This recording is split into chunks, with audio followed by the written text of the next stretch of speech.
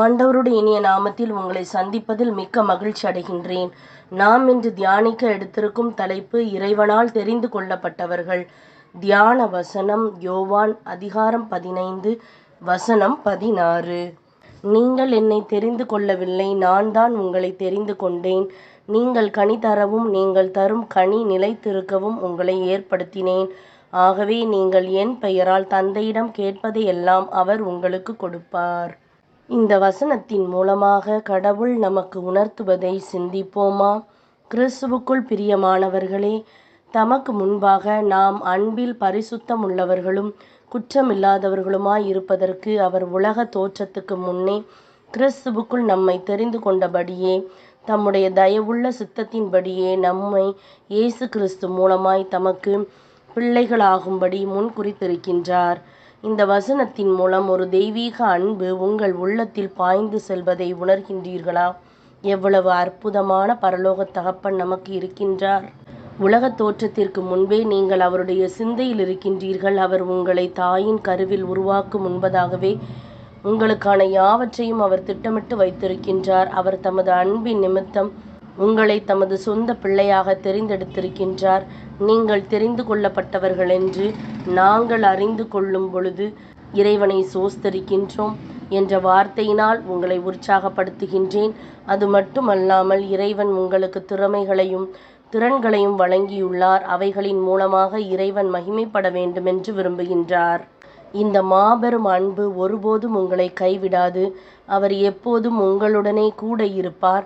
அவர் உங்கள் வாழ்க்கையில் ஆல்பாவும் ஒமேகாவுமாக இருப்பார். விவிலியத்தில் இயேசுவால் தெரிந்து கொள்ளப்பட்டவர்களின் பட்டியல்கள்: அந்திரேயா, பேதுரு, யாக்கோபு, யோவான் ஆகியோர் மீன்பிடிக்கின்ற தொழிலை செய்து கொண்டிருந்த போது இறைவன் அவர்களை அழைத்தார். அதே போல இயேசு பிலிப்பையும் தேர்ந்தெடுத்தார். ஆச்சரியப்படத்தக்க வகையில் அத்திமரத்தின் கீழ் இருக்கும்போது இயேசு நத்தானியேலை கண்டு கொண்டார். ஆயத்துறையில் உட்கார்ந்திருந்த மத்தேயு என்னும் மனிதரையும் அழைத்தார். இயேசு தம் பிள்ளைகளை தேர்ந்தெடுக்கும் இந்த பட்டியல் இன்னும் நீண்டு கொண்டே செல்கின்றது. அவர்கள் அனைவருக்கும் தன் சொந்த வாழ்க்கையில் குறைவுகளும் பலவீனங்களும் இருந்திருக்கும். ஆனாலும் அவர்களை தெரிந்தெடுத்தவரால் அவர்கள் விசேஷித்தவர்களானார்கள். பிரியமானவர்களை, இறைவன் உங்களை தெரிந்து கொள்வதையும் அவர் உங்கள் மீது அன்பு கூறுவதையும் ஒருவராலும் தடுக்க முடியாது. நீங்கள் இறைவனால் தெரிந்து கொள்ளப்பட்டவர்கள் மற்றும் இறைவன் உங்களை மிகவும் நேசிக்கின்றார் என்று இன்று நான் உங்களுக்கு உறுதியளிக்கின்றேன்.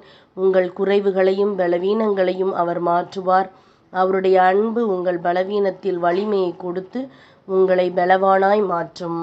பாவமான வாழ்க்கை முறையை விட்டு மனம் திரும்புங்கள். இறைவன் உங்களை மிகவும் நேசிக்கின்றார். இறைவனுடைய வார்த்தை உங்கள் மனதையும் ஆவியையும் உயிர்ப்பித்து பிசாசின் பொய்யான வழிகளிலிருந்து உங்களை விடுதலையாக்கும். அவருடைய அன்பை தியானித்து அவருக்கு பிரியமான வாழ்க்கையை தெரிந்து கொள்ளுங்கள். ஒவ்வொரு நாளும் நீங்கள் செல்கின்ற இடங்களுக்கு இறை மகிமையை எடுத்துச் செல்லுங்கள். சிந்திப்போம், வாழ்வாக்குவோம். நாம் ஜெபிக்கலாமா? அன்பின் தகப்பனே, என்னை நேசிப்பதற்காக உமக்கு நன்றி. என்னை உருவாக்கியதற்காக நன்றி. என்னை நரகத்திற்கு கொண்டு செல்லும் பிசாசினுடைய பொய் வழிகளை நான் வெறுக்கின்றேன். நீர் என்னை உருவாக்கி என்னை தெரிந்து கொண்டு என்னை நேசிப்பதற்காக உமக்கு நன்றி.